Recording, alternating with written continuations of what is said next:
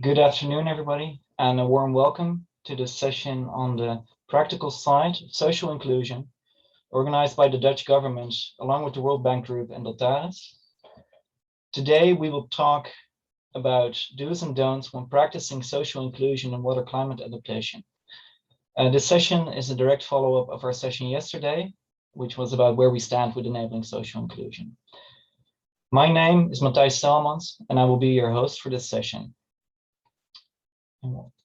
Stop sharing so I can see you.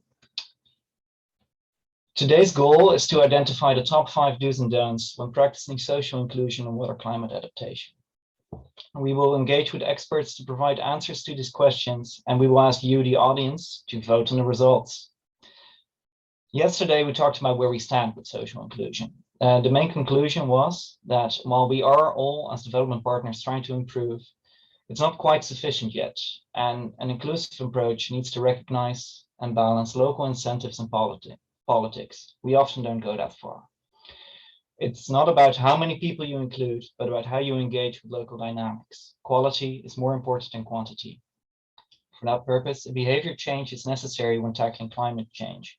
We need to start by listening to local people, and we need to include different disciplines in our programs.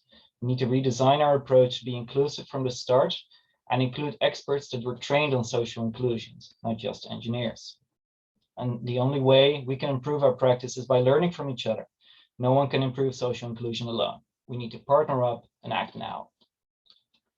So today, to look at the reality of social inclusion when practicing in the field, we will start with 2 presentations by experts from presenting practical cases from the field. After these presentations, you, the audience, will get the opportunity to ask some questions to these experts about do's and don'ts when practicing social inclusion. If you have a question, please post it in the Pathable chat on the session page. The Zoom chat is disabled for participants. So to introduce our first speaker of today, Dr. Karen Meijer. She is a specialist in the field of water shortage, social impacts, and governance at Deltares. She leads the Deltares Water and Societal Stability Program and represents Deltares in the Water, Peace and Security Project, funded by the Dutch Ministry of Foreign Affairs. This project aims to provide data, information, and tools to facilitate decision-making and actions to reduce water-related conflict risks. And this is the program she will be presenting today. So welcome, Karen. Thank you for joining, and the floor is yours. Thank you, Matthijs, and good afternoon, everyone. I'll share my screen. Presentation. I hope you can see it now. So I will present to you how we address social inclusion in the Water, Peace and Security project. The Water, Peace and How do I get to the next? So, yeah, the Water, Peace and Security Project, as Matthijs mentioned, is funded by the Dutch Ministry of Foreign Affairs, and we work together in a consortium with a number of organizations that you also see here on this slide, with the objective to support actors to take joint, informed and timely action to reduce water-related conflict risks. And we look specifically at water shortage, at increases in water shortage that can be either due to climate variability, climate change, or changes in water demand and water governance. And this water shortage can impact food security, it can impact human well-being, and can impact the livelihood of people, especially in rural areas. And the link between water and security or conflict is indirect, but we think that water shortage can be one of the factors that can contribute to tension and violence if it coincides with other destabilizing factors, and often in the context of weak governance and marginalization. And a factor that is found to be very important in this link between water or other resources and violence is the perception of inequality or injustice in relation to resource distribution or in relation to actions taken by governments. And if people perceive government actions as unequal or unjust, this contributes to social tensions and can be a trigger to in the mobilization of violence.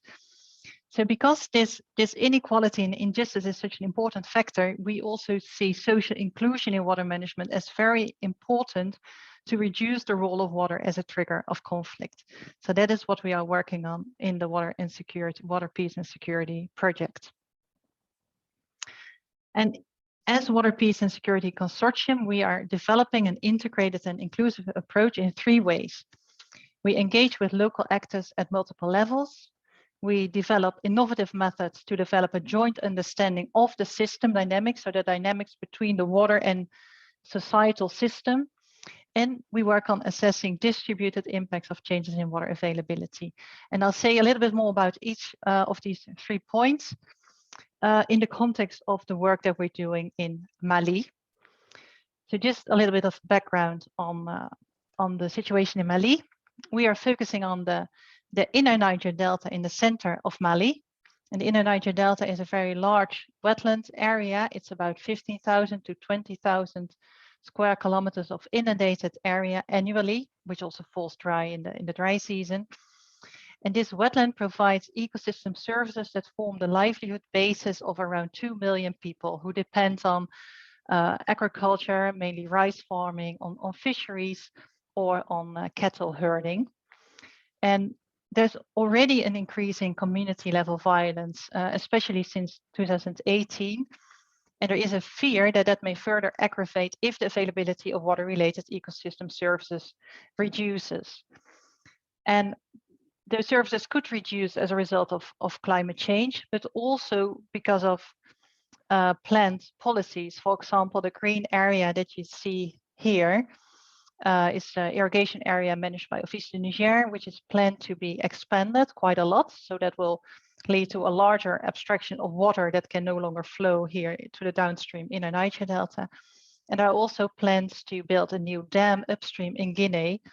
And especially the combination of a new dam with an extension of the irrigation area may change the variation, the rhythm of floods and falling dry of the area in the inner Niger Delta.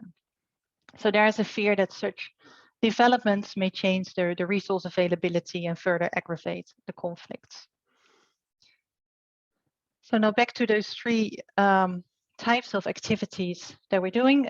We're engaging with actors at multiple levels. So we're trying to address inclusion by involving and connecting with people.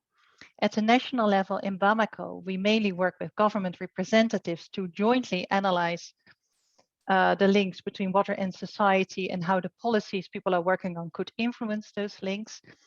And at the same time, we're working at community level where our partner International Alert is setting up dialogue fora to let people discuss and express their perception of the current conflicts and the underlying causes and possible solutions. And at present, those 2 ways of interacting are a bit separate, but we will keep the 2 processes themselves separate, but we will take the lessons from the national level to provide a wider context at the community level, and we will take the insights, the detailed insight of how people perceive the local situation as inputs to the national level. So this is the first way of addressing inclusion. The second way is through innovative methods to develop a joint understanding of the system dynamics, because we think inclusion will also benefit from an equal level of understanding. So we're doing an analysis together with the stakeholders in Bamako, starting with a qualitative analysis of how they perceive the links between water and conflict and identifying the information needs that they have. And based on that, we do more detailed data analysis, of which we then present the results in information tools to visualize the information, making it accessible to all.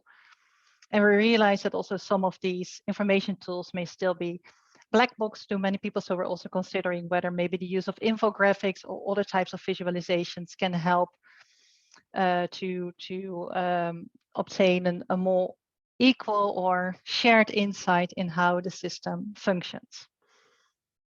And then as a third activity, we're assessing the distributed impact of changes in water availability, because we think that if we really want to understand how different types of measures affect people, it's we need to go beyond just discussing it with people. We also want to analyze qualitatively and quantitatively how changes in water, in governance, affect those different groups of people that are having conflicts among each other, how they are affected differently, whether some of the decisions are indeed unequal, or that it's just that's a perception that we could maybe discuss, that it's that is not really the way it is. So we think it's very important to also quantify this this distribution over different societal groups.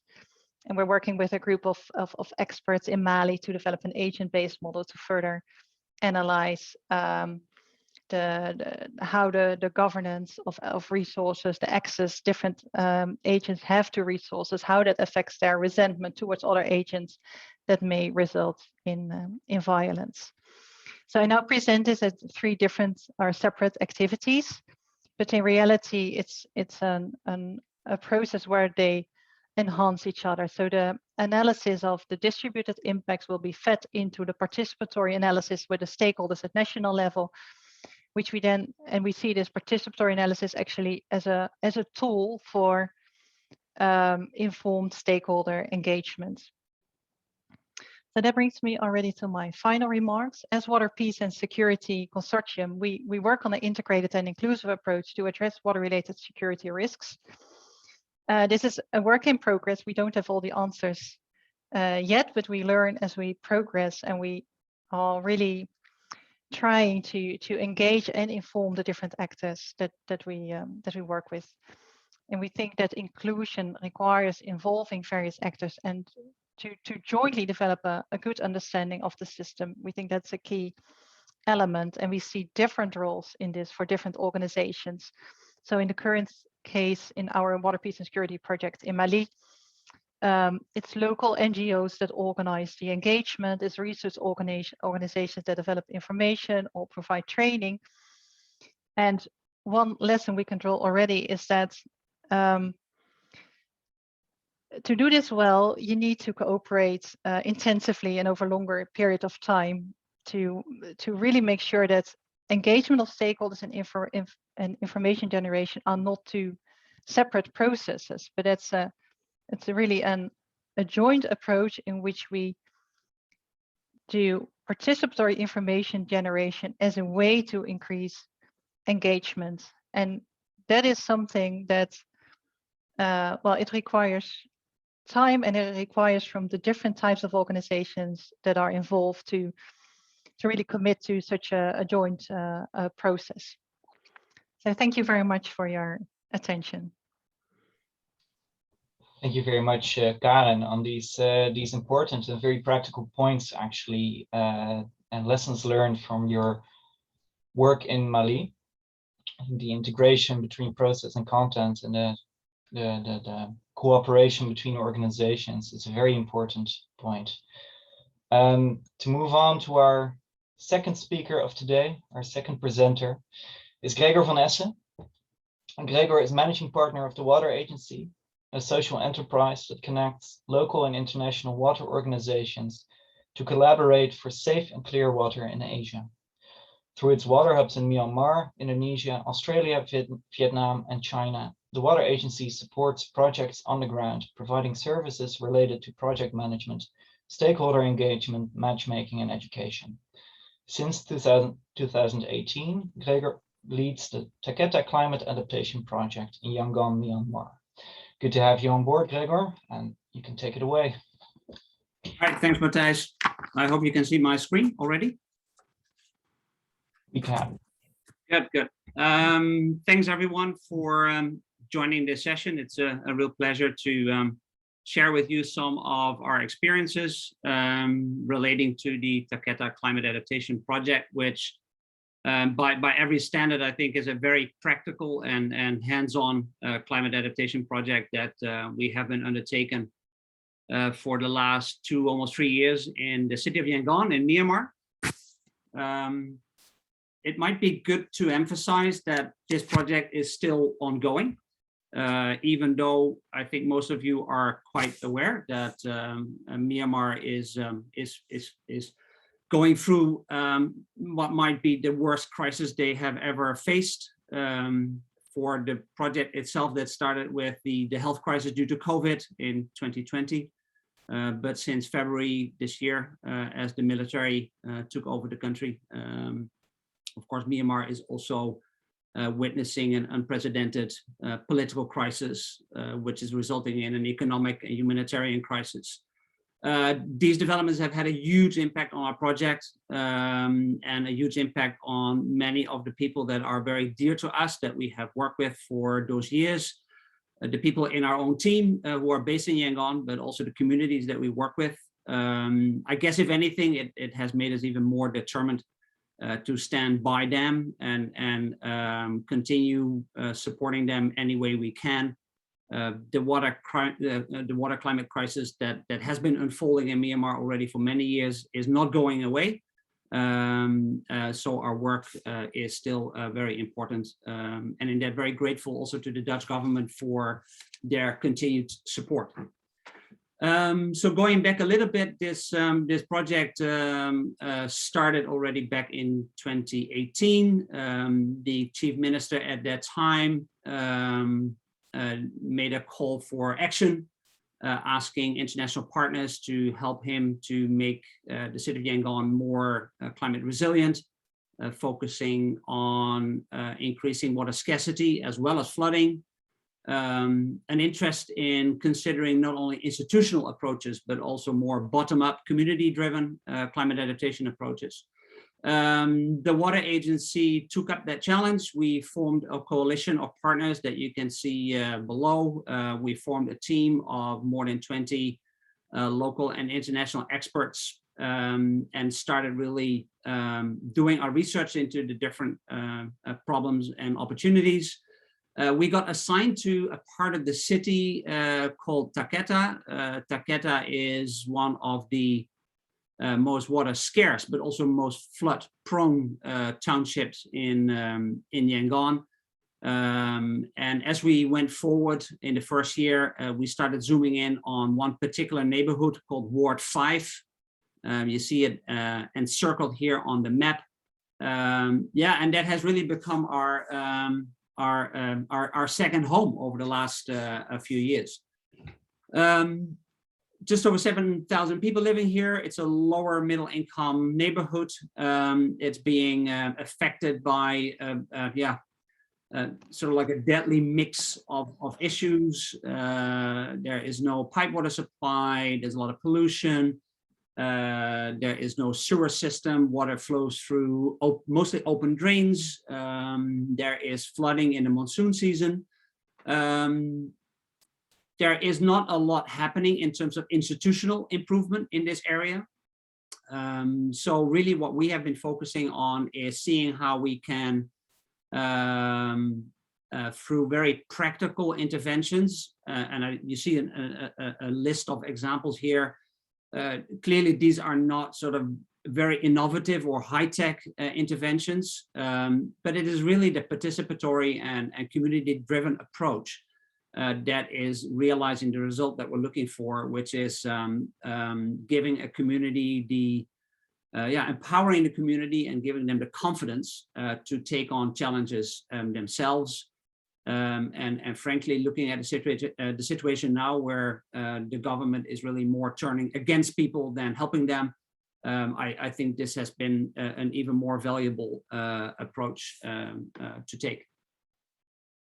Coming to my do's and don'ts. The first one is that I would advise that we should try to be scoping projects as part of a socially inclusive process, rather than the other way around, where maybe defining social inclusiveness as an activity, a task, or a requirement solely part of a project. And I guess we see that a lot, that projects are being initiated and results are being defined, and then it may say something like, and that should be supported by a socially inclusive process. I think what we have seen in this project is that because we have been fortunate that we started this process already a year before the actual project started, and already a year before the project, we started engaging with many different stakeholders and the community members themselves, is that we see that in the way we scope, define the project, the way we design the approach, the way we're executing it day to day already for the past 2-3 years, is that social inclusiveness is really running through the veins of the project.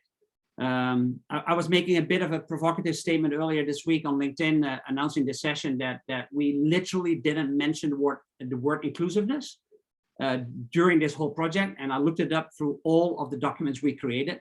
It's not mentioned once, and I think that's because it was so much embedded in everything that we set out to do already before we scoped the project. I think that ideally would be a good way of doing that. The second do is to approach social inclusion as an organic process and not as a linear task-driven activity. Of course, there's a lot you can plan for and do that can enhance social inclusivity in your project. Yet I found that some of the most valuable connections in our project were actually happened in ways that we could have never planned or could have never forced to happen. The picture you see here is a good example from the project. In Ward 5, there's also about 100 people living in what they call informal settlements. So these are literally people living in the margins of the city, often in areas that are also quite heavily impacted by water scarcity and flooding. At the start of our project, when we raised with the community leaders and the community that we wanted to have the informal settlements involved in our project, yeah, they were clearly not encouraging us to do that, and so we sensed that that was not the right time to try to do that. Then COVID kicked in. We joined up in a mouth mask and soap donation campaign because we wanted to offer practical support to the community. And actually, it was that circumstance that actually got us in touch with the informal settlements in a way that we had not planned for and didn't expect to happen, but it proved to be very valuable for us to connect with that particular group of people and make them part of the work that we do. The third do I would recommend is speak the language that connects with different groups of people. Bit connected with the previous point, I have seen in our project how powerful it is to use a lot of different engagement techniques and methodologies and formats in reaching out to different groups of people. I think in our project, we have literally been using dozens of engagement techniques. And what you can see is that each of the techniques that speaks a specific language has more or less appeal to different groups of people. A good example here that you see is a screenshot from a recent program that I'm really excited about.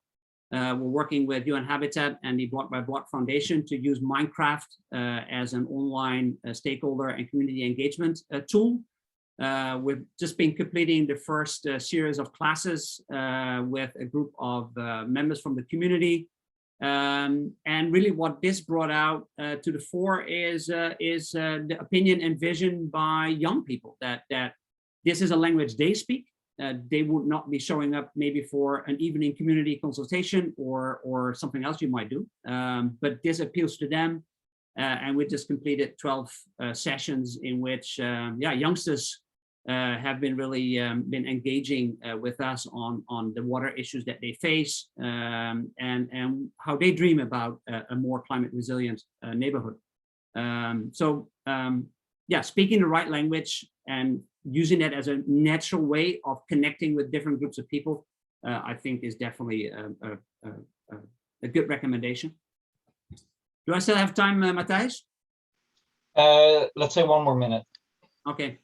The last one, align with people's dreams and ambitions and look for the win-wins, between brackets, don't preach.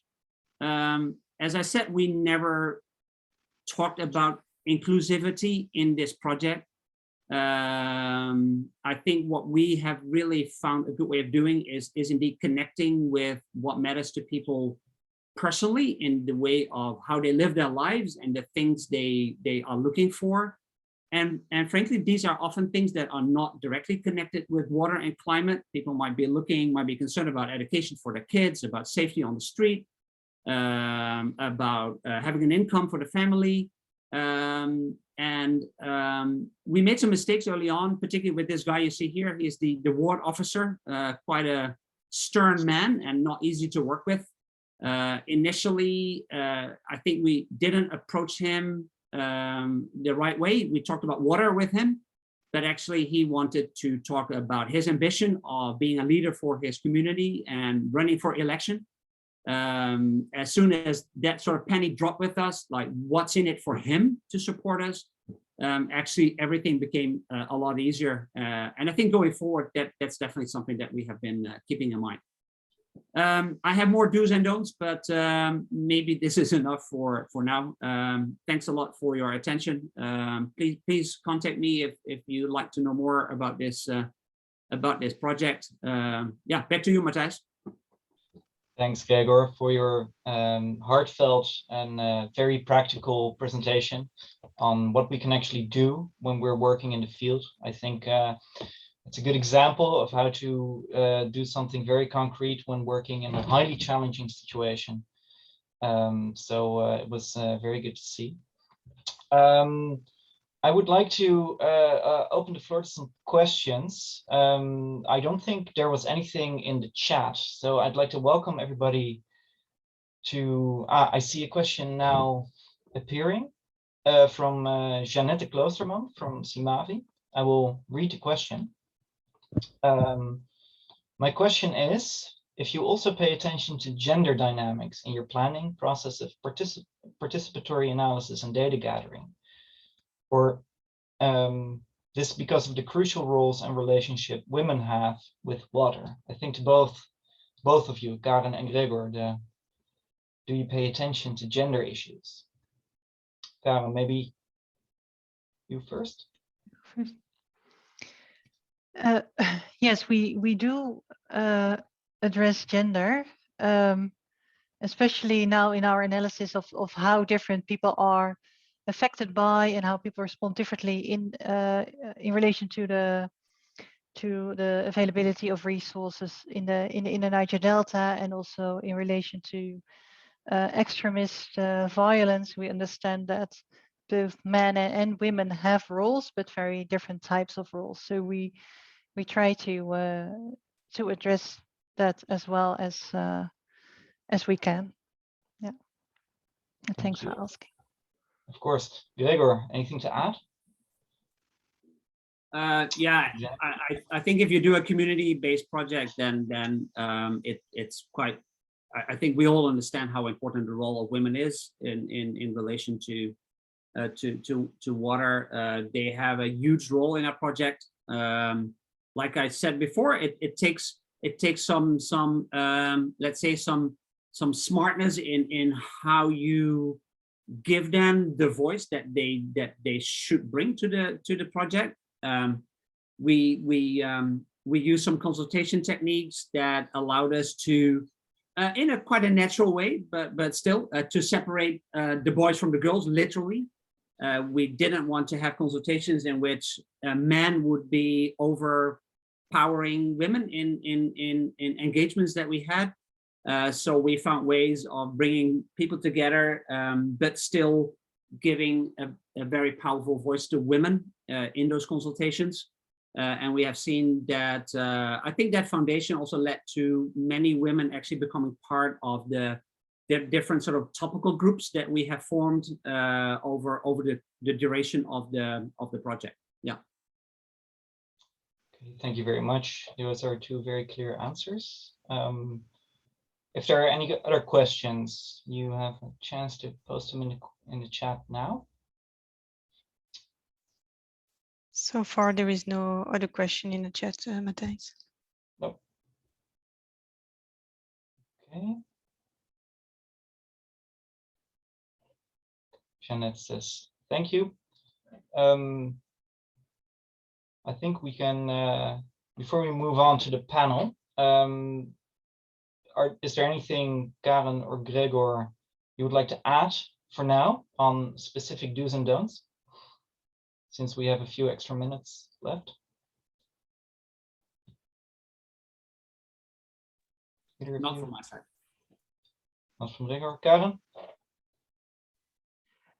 No, we'd just like to hear the responses and reactions on the do's and don'ts that were mentioned. So. All right, perfect. Well, we will vote on them later today.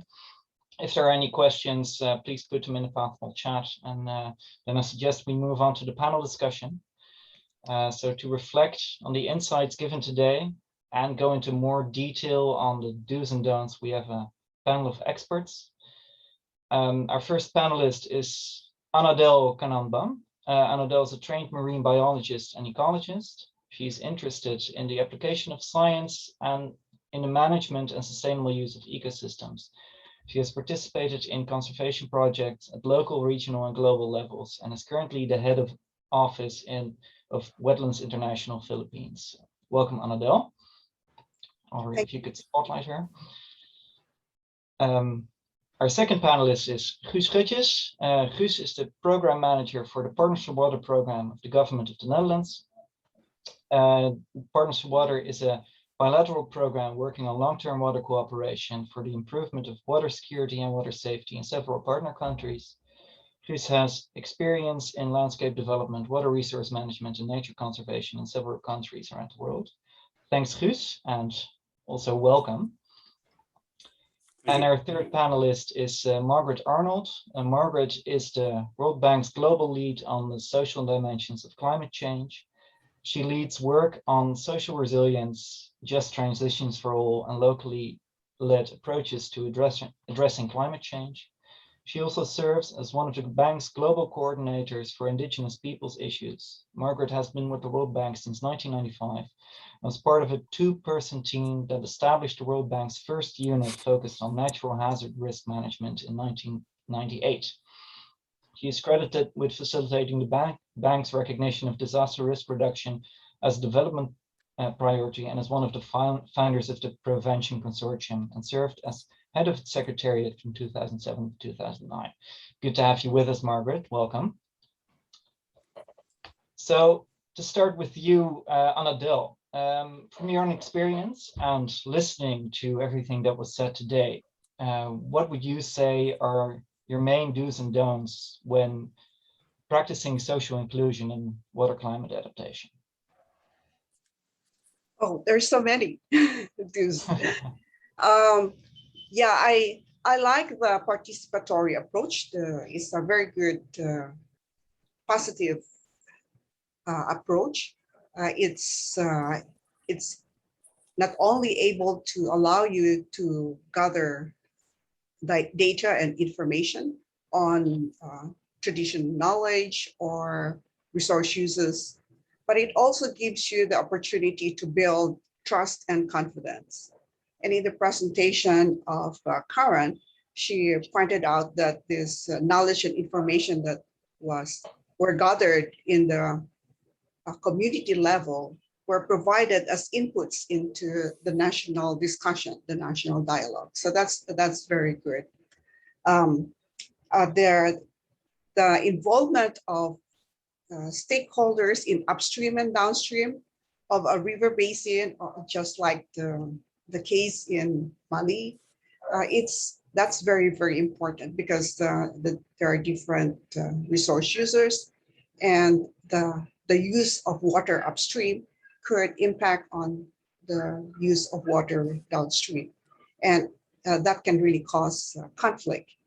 And I didn't quite understand the last point of Karen, where the lesson learned that she pointed out, that there is a need for basically coordination. Was it the coordination between or among the actors or among the organizations that are involved in the process? But you may answer me later.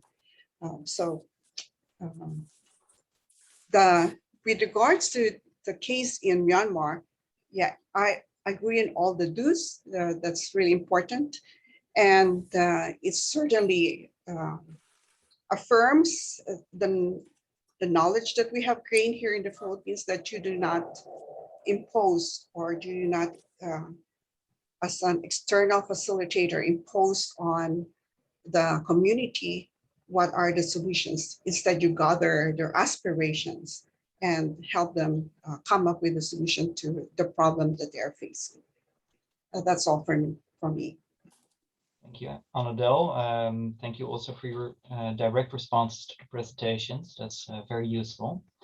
To move on to our second panelist, Guus, the same question for you. What would be your main do's and don'ts? I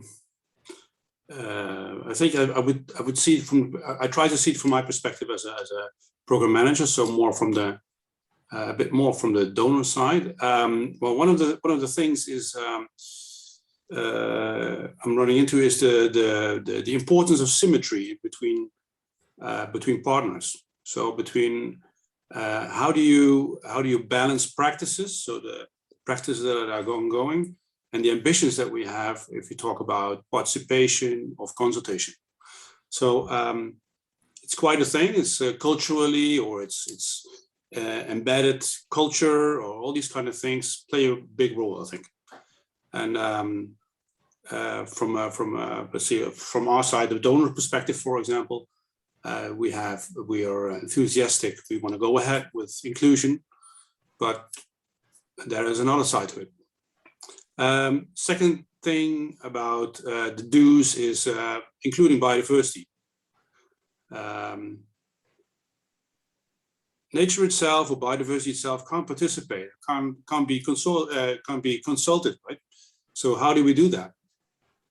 It's all about, we're all people trying to engage as for our own interests or for our own groups, but how do we include biodiversity, or the lack of biodiversity, or the loss of biodiversity?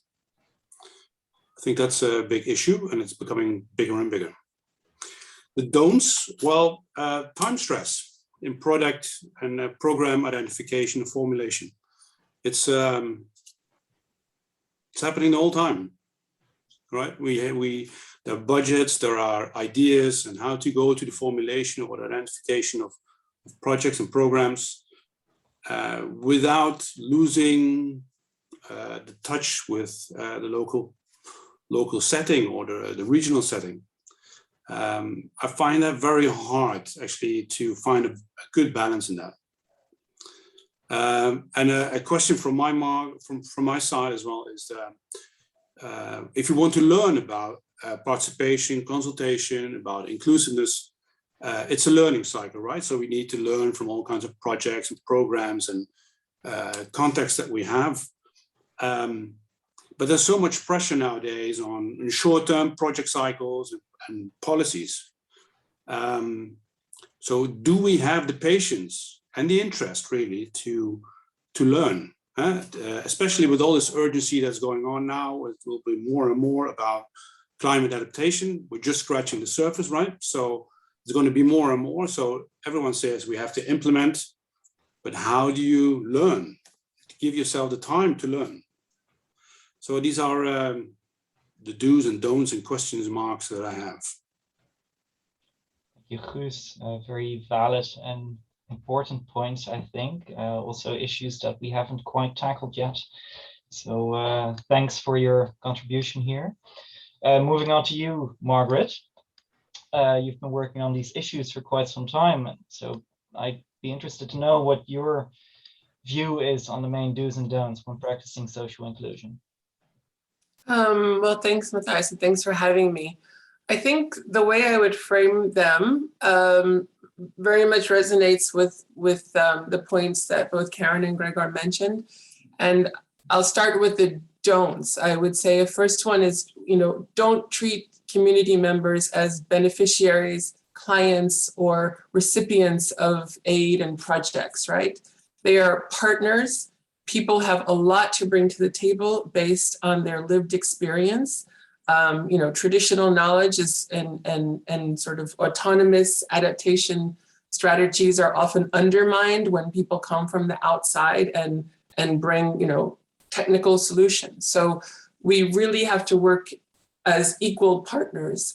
And that relates to my second don't around assuming a technical solution to every challenge. Resilience is about so much more than physical infrastructure and technical approaches. It's about understanding, as we heard from Karen, around the drivers of vulnerability, the relationship between climate and social equity, the intersections of different risks. We need to apply a bit of right brain approaches to climate change challenges, I think. And it requires really careful and painstaking engagement with communities. I very much like Gregor's point about not going in with a project, but going in with a process, right?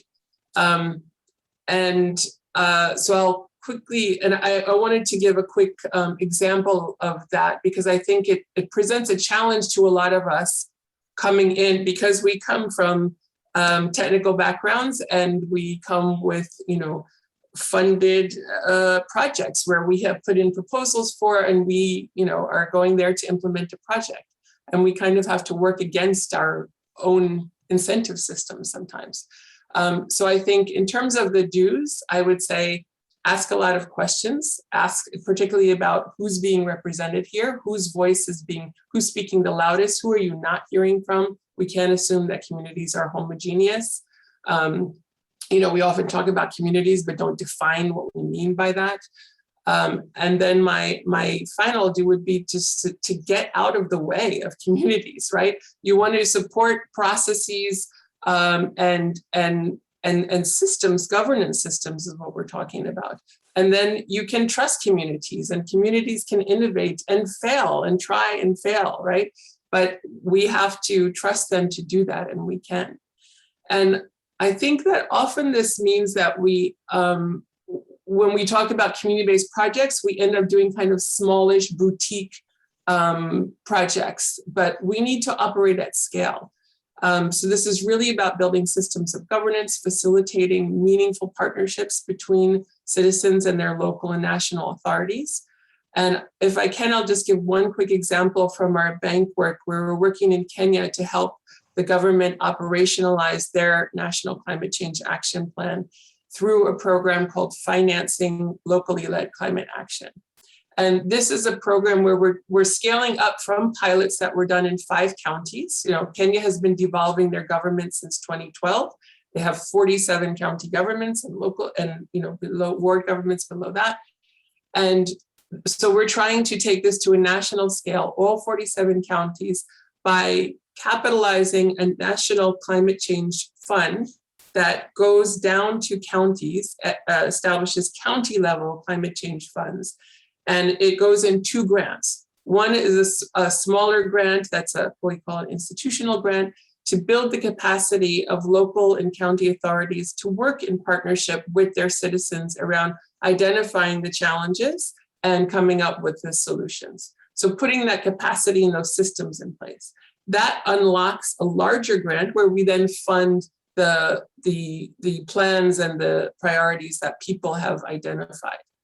And what it hopes to do is build really a movement, the demand for these, for adaptation and mitigation measures.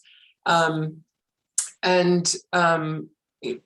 found that the pilots really, when you put the control in the hands of the communities, had a myriad of positive impacts, not just on water. I mean, it did, the pilots increase access to water by 100%. But other analysis also found that there were lots of other additional indirect co-benefits, like improving livelihoods, incomes, food security, fewer conflicts within households, within communities, between neighboring villages around water resources.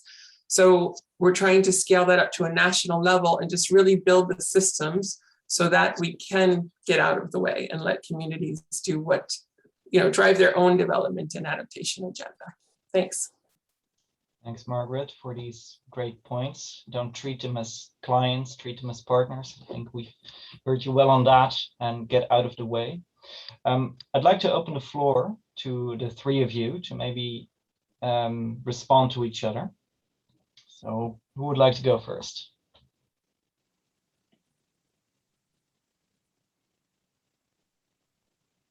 I'd like to give another example if possible. Please.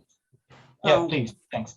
As you can see here in the back, my background, this is the Cagayan de Oro River Basin in the Philippines.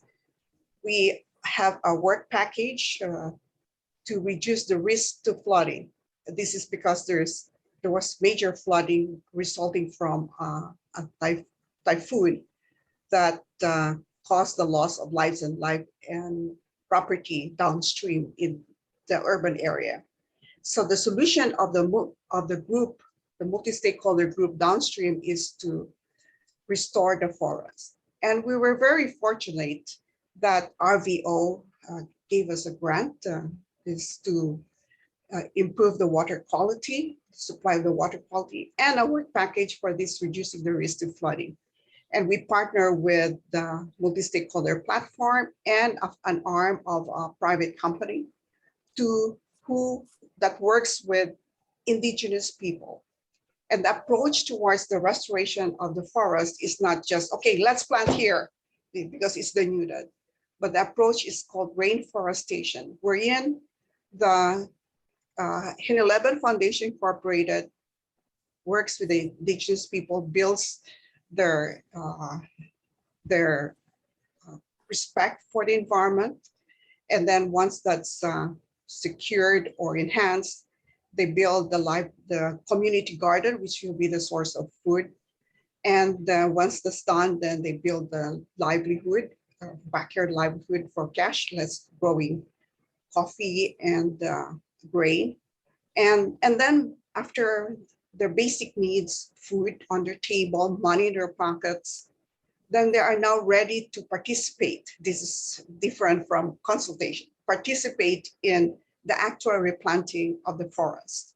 And so we're very happy that this partnership among a private sector, a multi-stakeholder platform, and an environmental organization such as us, Wetlands International, is moving forward the strategy of the council to restore the forests. And we are wanting this to be scaled up in the river basin as well as in adjacent river basins. So that's an example of including a wide range of stakeholders, upstream and downstream. Thank you very much, Annadel, for this additional example, which very interesting local perspective as well. Guus or Margaret, do you have any response or further reflections? I would like to react to your example, Annadel. See,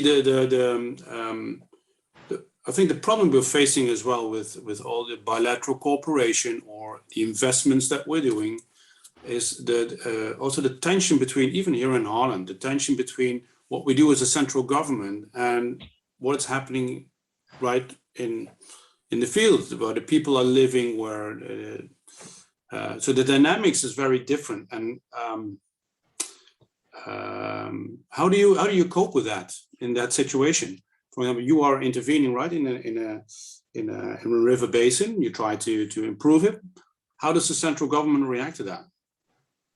The central government has already a national program to improve the river basins, major river basins in the Philippines. There are 18. And they want to improve by improving the use of integrated river basin management, which means linking the stakeholders in the river basin, the local government units, the users, etc.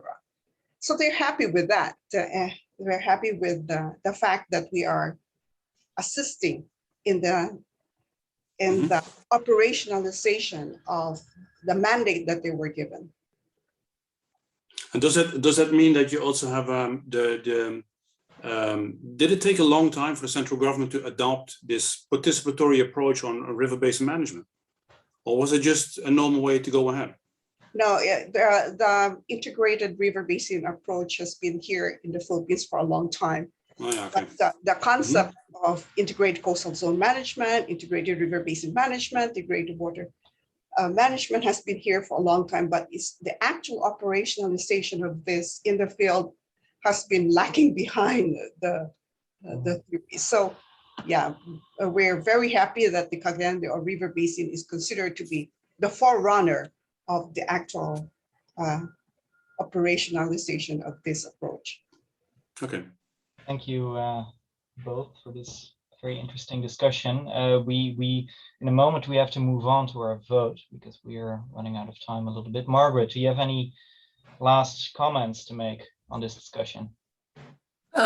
Well, who's made me think of, I mean, I think it's an interesting point he raises about, you know, because often you have different, you have different different political parties and things at local and national level and things like that. And often I think that governments, both local and national, feel that they have to deliver everything, right? And there's an issue of, a question whether they can trust communities.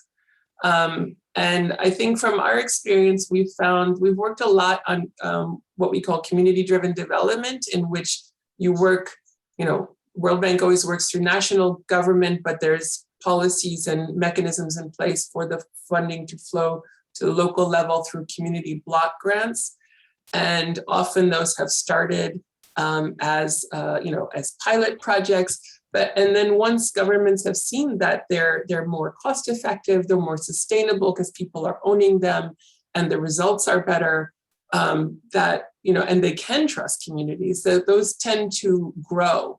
And there's a number of countries, Philippines has a humongous community-driven development program, Indonesia, Vietnam, a lot of countries have these programs where, they're growing because the systems of governance are being built and the trust is being built. So I think, the trust issue and growing that is really important. Okay. Trust is a very important factor indeed, I think, Margaret. Thank you, all three of you, for this very good discussion on practical do's and don'ts. I would like to give the floor to Audrey, our co-host, who will explain the Mentimeter, where we can vote on the do's and don'ts mentioned today. Audrey? Yes, thank you, Matthijs, and thank you to all speakers for the quite large list of do's and don'ts that we can take out of the discussion. Just like yesterday, we will suggest you to use Mentimeter so that you can also vote or at least rank the different do's and don'ts that have been mentioned, and that you can then establish at the end of this session a sort of top 5. I don't know if you can see my screen right now. Yeah. Okay, so you can just connect to www.mentee.com and use the code that you can see on my screen, and you will find a list of 12 do's that we extracted from the different presentations, and you can actually rank the 3 or the 5 ones that you find maybe not the most important, but that you recognize as the most relevant in your projects, for instance. So the first one is scope projects as part of a socially inclusive process. Then we have the get out of the way of communities, speak the language, really important, that connects with different groups, align with people's dreams and ambitions, so don't preach. The 5th one is approach social inclusion as an organic process, so not a linear process. Invest in cooperation between different types of actors, assess the distribution of impacts, and do engage in dialogue with authorities, do gather knowledge and share it. And of course, also include young people and give a powerful voice to women. And finally, ask questions about the representation, for instance, whose voice is being heard. Audrey, so if everybody can find the Mentee and takes 2 or 3 minutes to vote on your top 5, we will hopefully end up with a nice distribution. Yes, we see already a few responses.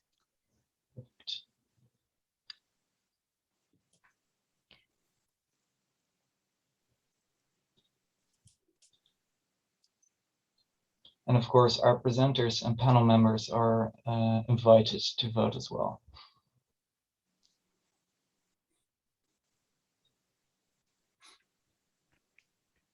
Matthijs, can we see the responses?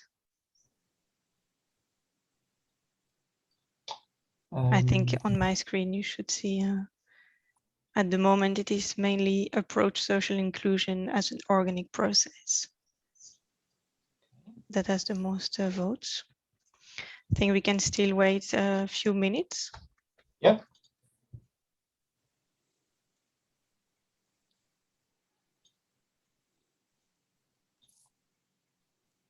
How many responses do you have now? We have 16 responses. Okay, perfect. We can wait 1 minute, and then we can vote on the don'ts, and then we can wrap up.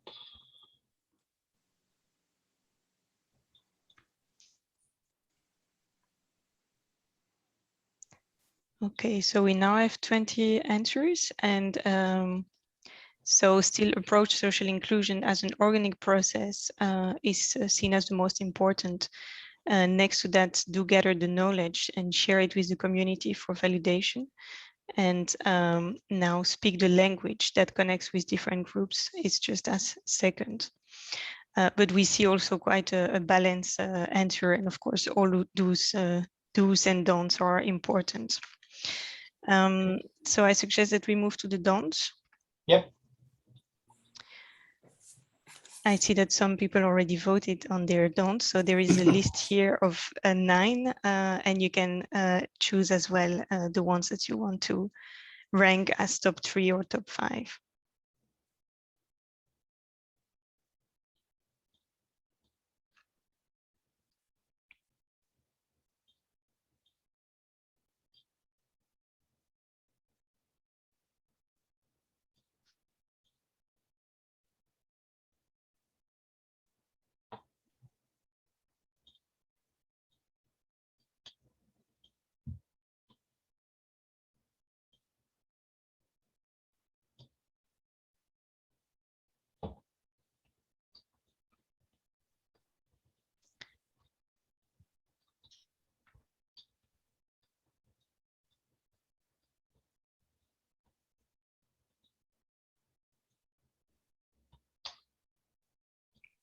Okay, so I think results are slowly coming in. Yes, we have now 20 answers. Yes. And here again, there is quite a balance between the different answers, but the one ranking as first is don't impose on the community. What are the solutions? Which was just named also or mentioned by one of the speakers, and help them actually gather the solutions. And second is also interesting is don't assume a technical solution to every challenge. I think we can definitely learn from that. Matthijs, we have now 30 answers, so I let you wrap up if you want to. Okay, thank you very much. And I think it is quite clear that we as development partners, we need to listen to local people, we need to listen to different disciplines, and we shouldn't assume solutions to the problem before we go into a process. I want to thank everybody present for the inspiring and enriching discussion we've had today. We've had quite a few different perspectives, especially when combined with the session yesterday on practicing social inclusion in the field, where we see that it is great that it is on everybody's agenda, and we are trying to improve our processes, but we should do more, and we should try to learn from each other on how to improve our processes. And I think we've had some great practical examples from our presenters and our panelists today. We will try to consolidate these in an actual top 5 do's and don'ts, where, of course, especially the do's are very important for all of us to take home. With that, I want to thank you all for being here today. I wish you a good rest of World Water Week. And with that, I am closing the session.